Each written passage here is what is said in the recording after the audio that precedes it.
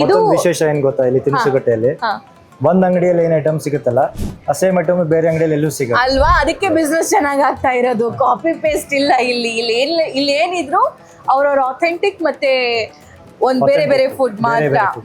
ಮತ್ ಯಾವ ಫುಡ್ ಯಾವ ಪ್ಲೇಸ್ ಇದೆಯಲ್ಲ, ಫಾರ್ ಎಕ್ಸಾಂಪಲ್ ಈಗ ಗದಗ್ ಬಜ್ಜಿ ಇದೆ, ಓಕೆ, ಗದಗಲ್ಲಿ ಮಾಡೋ ಜನರನ್ನೇ ಅವ್ರನ್ನ ಇಲ್ಲಿ ಕರ್ಕೊಂಡ್ ಬಂದ್ಬಿಟ್ಟು ಮಾಡ್ತಾ ಇದ್ವಿ. ಅಂದ್ರೆ ಅವ್ರ ಕುಕ್ ಏನಿದಾರಲ್ಲ ಗದಗ್ನವ್ರು, ರಾಜಸ್ಥಾನಿ ಫುಡ್ ಇದೆ, ರಾಜಸ್ಥಾನಿ ಕುಕ್ ಬಂದು ಇಲ್ಲಿ ಮಾಡ್ತಾ ಇದ್ದಾರೆ. ಓಕೆ, ಈ ತರ ಬೇರೆ ಬೇರೆ ಡೆಲ್ಲಿ ಐಟಮ್ಸ್, ಡೆಲ್ಲಿ ಕುಕ್ಸ್ ಬರ್ತಾ ಇದಾರೆ.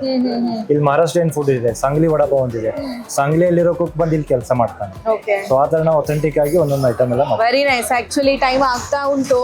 ಎಸ್, ಸೊ ನಮ್ಗೆ ಏನಾದ್ರೂ ಸಿಗಬಹುದಾ ಇಲ್ಲಿ? ಆಲಿಪಾಕ್ ನಾನಂತೂ ತಿಂತಾ ಇದ್ದೀನಿ.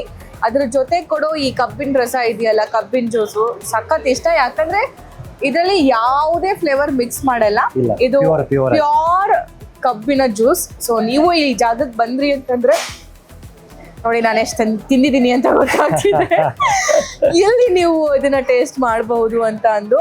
ಎಸ್ ಅಭಿಜಿತ್, ಮತ್ತೆ ನೆಕ್ಸ್ಟ್ ಏನಿದೆ, ಏನ್ ಫೇಮಸ್ಸು? ದಾವಣಗೆರೆಯಲ್ಲಿ ನಿಮ್ಗೆ ಬೆಣ್ಣೆ ದೋಸೆ ಗೊತ್ತು. ದಾವಣಗೆರೆ ಬಿಟ್ಟು ನೆಕ್ಸ್ಟ್ ಸಿಗೋದು ಬೆಳಗಾಮಲ್ಲಿ.